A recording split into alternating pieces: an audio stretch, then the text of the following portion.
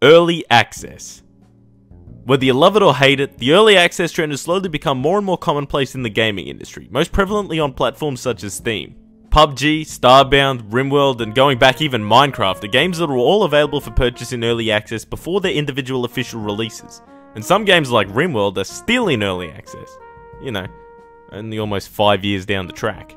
The main idea behind this trend is to release a game before it's completely finished, whether to beta test the game or to simply make a cheeky dollar or two, and we've seen it across many games, albeit across a fairly narrow array of genres. Some would argue that games that are released in early access are already playable, and when you look at many of the games that do come out in early access, they most certainly are. They don't rely on a storyline or any limited amount of content. They're usually a purely online multiplayer focused game or a sandbox. But that being considered, at what point does a game truly reach its 1.0? And what are the real upsides and downsides of a game being released in early access?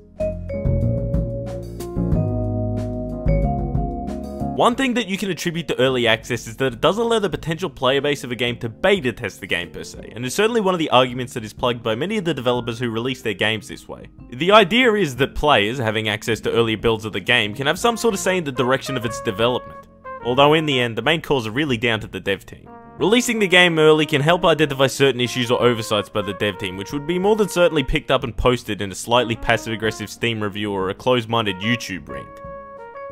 I'd know about that. Another concept behind selling a game in early access is to help fund the continuation of the project. Take Minecraft for an example. When this lonely Swedish man was starting the development of Minecraft, he was still working full-time. By being able to sell the game throughout its development, he was able to shift into working onto the game full-time and establish Mojang. So without early access, this fat Swedish man wouldn't have ended up with a net worth of $1.5 billion as well as an 8-bedroom mansion in Beverly Hills. And we wouldn't have all of those regretful Minecraft Let's Play channels and videos that plagued the YouTube community for a questionably long period of time. Not really helping the pro argument for early access here, am I? Games released in early access are often also at a discounted price, so if you think a game has potential, then you can be rewarded with getting to pay $5 less. So generous, isn't it? But that's all assuming your early involvement doesn't kill your enthusiasm for the game. And it's also assuming that the developers actually live up to their promises. Like many things in life, most specifically communism, early access is better on paper than it is in practice. If all developers were diligent and trustworthy, I doubt the widespread disdain for the mere concept of early access would be a thing. Unfortunately, we don't live in fucking Happy Land. We live in the constant agony that is real life. Maybe sometimes the early access release can help a game take off, but it can also lead the game to continue being objectively a piece of garbage and a terrible example of dignified game development. Early access games have a bad habit of not being finished. Developers can take your money and just piss off with it, leaving you with a half-finished, never will be finished piece of crap that you thought would be something more.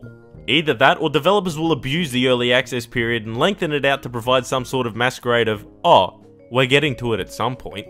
Take games like Starbound and RimWorld. Starbound was in an early access period of almost 3 years before it was finally released, and yet it still needs work to be a truly finished game. No, I will not stop bullying Starbound. Then take a game like RimWorld. That was released in early access over 5 years ago, and we've yet to see a 1.0 for this game. We've been assured it's coming, but it hasn't yet. Am I the only one that thinks an early access period of coming up to 6 years is a little bit ridiculous? What is so wrong with just beta testing a game over a short period of time before the initial release? Monster Hunter World did it just fine, and plenty of other games have too. The idea behind early access and beta testing is to get feedback from your audience and eliminate any issues before the game's release. Do you really need 5 years and their money in advance to do that? Or are you just being greedy? Well, it's not all that black and white. You've got to consider the circumstances of the people behind the project. Sometimes the developers need a little bit of a helping hand to get their game to the 1.0.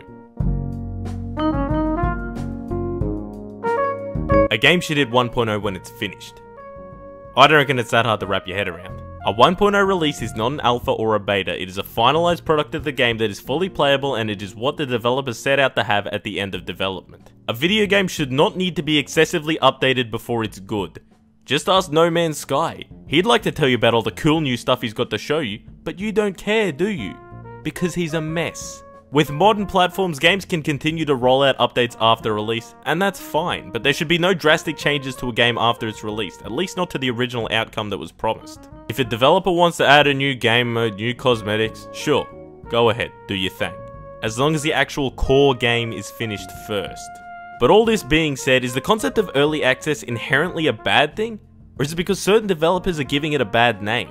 Sometimes, in the case of that fat Swedish man, smaller indie dev groups need the funds to keep the title rolling along. And not all early access games have turned out to be sob stories. Games such as Don't Starve and Darkest Dungeon were both released in early access, and they turned out okay.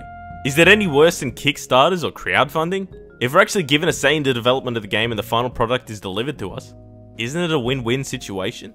Of course it is, but we've also got to face reality. Things don't always go to plan, sometimes due to circumstances unforeseen or out of the developer's hands. And in the end, the early access concept lies somewhere in a grey area.